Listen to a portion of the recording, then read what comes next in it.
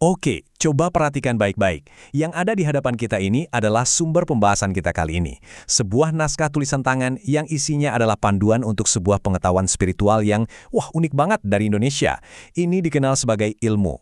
Jadi, anggap saja ini gerbang kita untuk mulai memahami sebuah tradisi yang menggabungkan doa dan disiplin.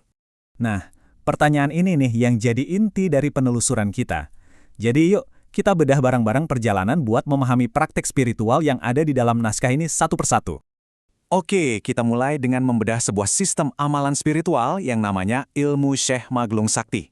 Nah, sistem ini tuh akarnya kuat banget di tradisi Islam Jawa. Dan seperti yang bakal kita lihat nanti, ini bukan cuma sekedar doa biasa, tapi sebuah disiplin yang sangat terstruktur. Jadi, apa sih sebenarnya ilmu itu? Dalam konteks ini ya, ini bukan pengetahuan biasa yang kita pelajari di sekolah. Anggap aja ini semacam sains spiritual. Sebuah disiplin yang punya aturan, punya tujuan, dan punya metode pewarisan yang jelas, dari guru ke muridnya. Menurut naskah ini, langkah paling awal buat seseorang yang mau mulai itu adalah ujian komitmen. Jadi, ada ritual inisiasi yang intensif banget, berlangsung beberapa hari, tujuannya untuk menyatukan diri sepenuhnya dengan energi dari ilmu itu sendiri. Nah, ini dia istilah kuncinya, penyelarasan. Ini bukan cuma upacara biasa loh. Ini adalah proses untuk menyetel atau mengharmoniskan frekuensi batin si pengamal dengan esensi ilmu yang mau dipelajari. Ini fondasi utamanya, jadi harus benar-benar pas. Di sini kita bisa lihat rincian prosesnya, jelas banget. Dimulai dari sholat malam untuk pemurnian diri, terus dilanjutin tawasul buat menyambungkan silsilah. Nanti kita bahas lebih dalam lagi soal ini. Kemudian ada zikir inti, dan ditutup dengan ritual unik pakai segelas air yang udah didoakan. Tapi itu cuma di malam pertama. Setiap langkahnya ini dirancang buat membangun semacam momentum spiritual.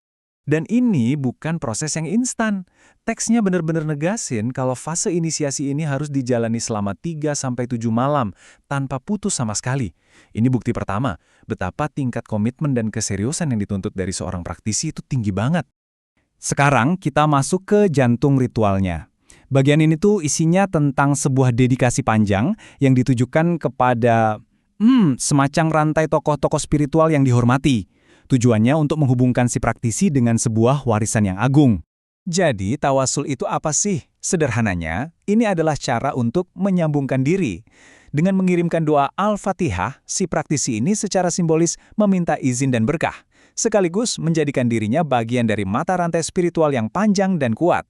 Silsilah spiritual ini dimulainya dari puncaknya, dari Nabi Muhammad, para malaikat agung, sampai nabi-nabi besar lainnya. Dengan memulai dari sini, ini seolah-olah menegaskan kalau amalan ini akarnya kuat banget pada fondasi teologi Islam. Dari fondasi yang universal tadi, sekarang kita beralih ke koneksi lokal yang sangat kuat. Nah, di sini ada penghormatan kepada 9 wali atau wali songo, para penyebar Islam legendaris di tanah Jawa. Ini secara tegas menempatkan ilmu ini di jantung spiritualitas Nusantara. Kental banget Indonesianya. Dan daftarnya panjang banget, lanjut terus, mencakup ratusan tahun. Dari tokoh sufi internasional seperti Syekh Abdul Qadir Jailani sampai ulama besar Nusantara kayak Mbah Khalil Bangkalan dan Kiai Hashim Asy'ari. Ini nunjukin betapa luasnya jaringan spiritual yang ingin diakses oleh pengamalnya. Oke, setelah inisiasi yang intensif itu selesai, apa perjalanannya juga selesai? Jawabannya ternyata enggak. Menurut naskah ini, ilmu itu kayak api yang harus terus dijaga biar nggak padam. Jadi, ia menuntut pemeliharaan harian yang konsisten.